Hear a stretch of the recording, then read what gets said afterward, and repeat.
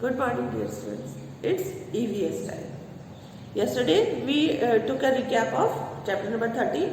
Today we will have a recap of chapter 14, Earth and its neighbors.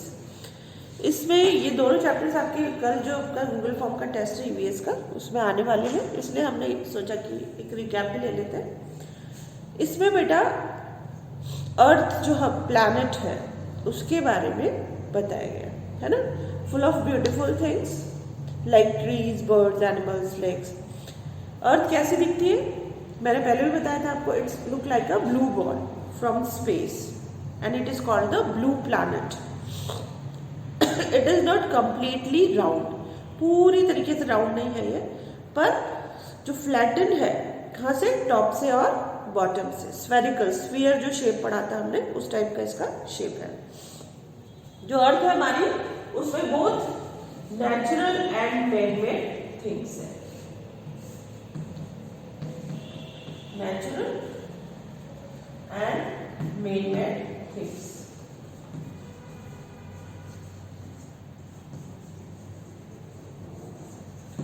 Natural and man made things है। Natural में जो भी nature ने हमें provide किया है, जैसे कि वाटर बॉडीज है, डिफरेंट लैंडफॉर्म्स है, ये सब हमें नेचर से मिला है, हमने बनाया नहीं है इनको।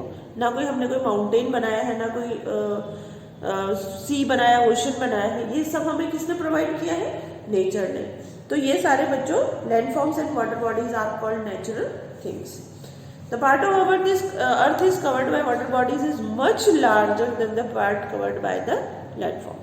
जो अर्थ का जब हम देखते हैं globe, mini model of the earth, तो उसमें देखते हैं कि जो लैंड वाला पार्ट है वो कम है बजाय कि वाटर पार्ट। वाटर पार्ट ज़्यादा इसीलिए दूर से ब्लू कलर की दिखाई देती है। Large areas on the earth that are completely covered with trees are called forest. इसको अंडरलाइन कर लीजिएगा आप। जो ग्रीन एरियाज है जो कि कंप्लीटली ट्री से कवर्ड है वो फॉरेस्ट है। And the earth is surrounded by layer of air, इसको भी अंडरलाइन कर लीजिएगा, it is called atmosphere. Man made things, man has built a number of structure on land. जो हमने बनाए हैं वो मैन मेड थिंग्स में आएंगे, जैसे houses, factories, roads, parks, railway tracks, ये सब नेचर से हमें नहीं मिले, ये हमने बनवाए हैं। जो हमारे many bridges, dams and harbours have also been built over the water bodies by humans, इंसानों के द्वारा बनाए गए हैं। All the things built by man like houses, roads, dams, bridges are called man made things. इसलिए बच्चों इनको क्या कहते हैं, man made things. Man has cut forest for making these things. He has used a variety of natural things in building man-made things for his safety and comfort. अब man ने क्या किया है, इन सबको बनाने के लिए और अपने कंफर्ट के लिए फॉरेस्ट को कट डाउन किया है। जो पेड़ है जंगल में हमने पढ़ा था, large area covered by trees, उनको कट करके उस प्लेस को साफ करके वहाँ बिल्डिंग्स, फैक्ट्रीज, डैम्स ये सब बनाए हैं। नेबर्स ऑफ द अर्थ, ये तो हमारा हो गया मेन मेड। अर्थ का जो पार्ट है वो टू उसमें डिवाइडेड है, natural and main made. Land and water है ना, उसमें भी फिर नेचुरल और मेन मेड। अब हम आते हैं neighbours of the earth. Neighbour कौन कौन है, सन, मून, प्लैनेट्स एंड स्टार्स। ये कौन है बच्चों, नेबर्स है। सबसे पहले हम स्टार्स में आए थे, twinkle twinkle little star.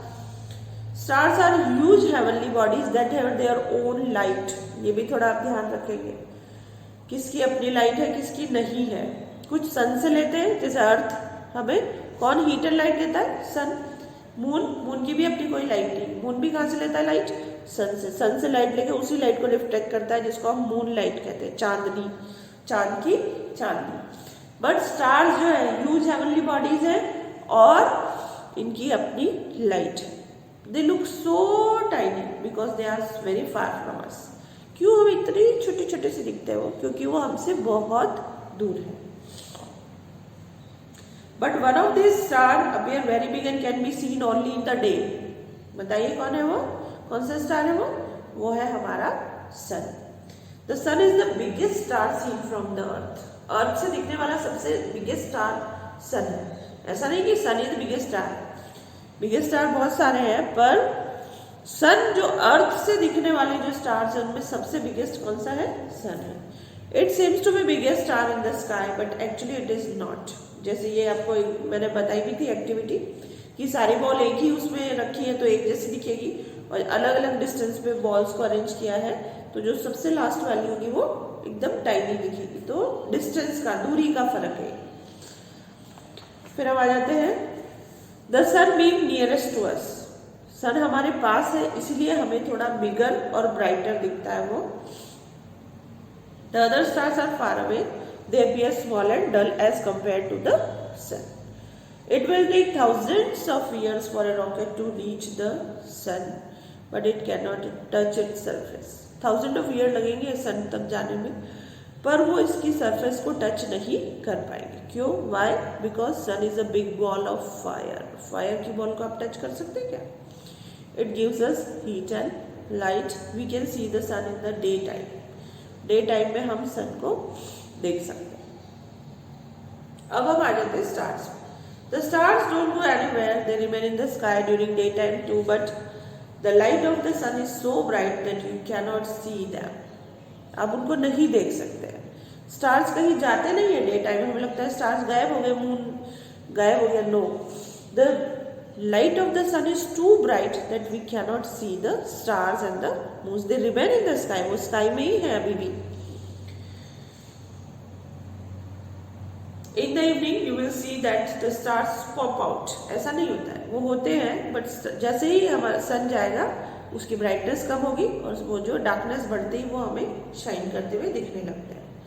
What happens to the sun in the night? अब सन कहाँ चला जाता है नाइट में? अर्थ जो हमारी एक टॉप जो खिलौना होता है लट्टू, मैंने बताया था आपको, ऐसे इस तरीके से घूमती है ना? तो हैव यू एवर सीन और प्लेड विद द टॉप? जब सन के सामने जो अर्थ का पार्ट है राउंड है, बॉल जब घूमती है तो ये हमारी सन है, ये वाला जो पार्ट होगा उस पर लाइट रहेगी, पीछे वाला जो पार्ट होगा उसमें डार्क होगा। तो जहाँ डार्कनेस होती है वहाँ नाइट है, और जहाँ लाइट सन की गिर रही है अर्थ के जिस पार्ट पे वहाँ डे टाइम।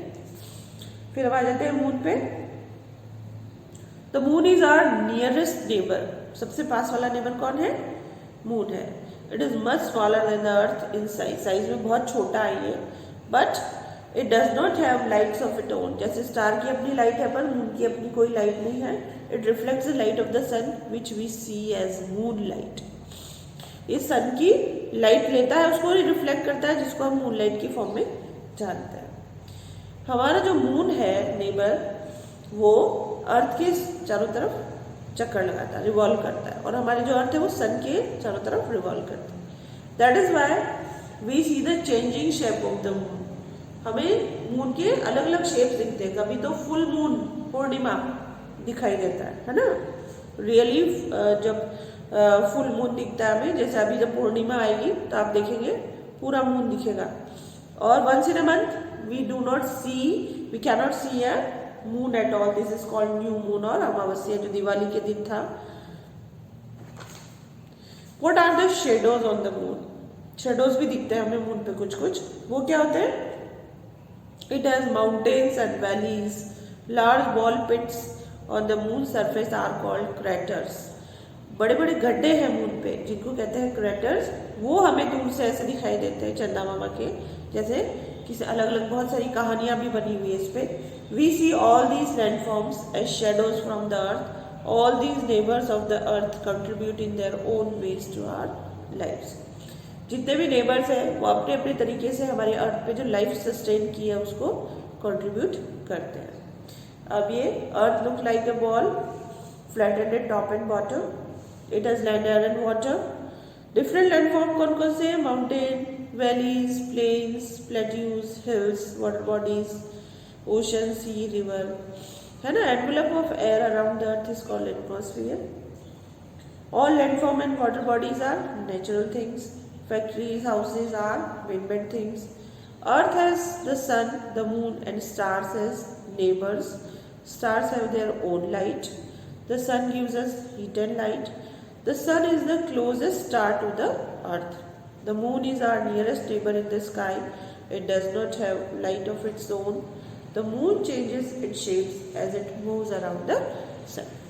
तो ये रीड कर लिया आपने और मैंने आपको बता भी दिया है कि कौन कौन से आपको अंडरलाइन कर लेना है, तो इसको रीड कर लीजिए। कल हमारा टेस्ट है, सभी बच्चे टेस्ट देंगे। मैं देख रही हूँ बहुत सारे बच्चे एब्सेंट हो रही है, तो ऐसा नहीं होना चाहिए। आपको सिंसियरली पढ़ाई करनी चाहिए। हो सकता है पूरा सेशन ही हमारा इसी में निकल जाए तो आप पढ़ेंगे नहीं, ऐसा नहीं है। आपको पढ़ना है, सारे टेस्ट भी देने हैं, चाहे वो क्लास टेस्ट हो, गूगल फॉर्म हो या PT3 हो। ओके बच्चों।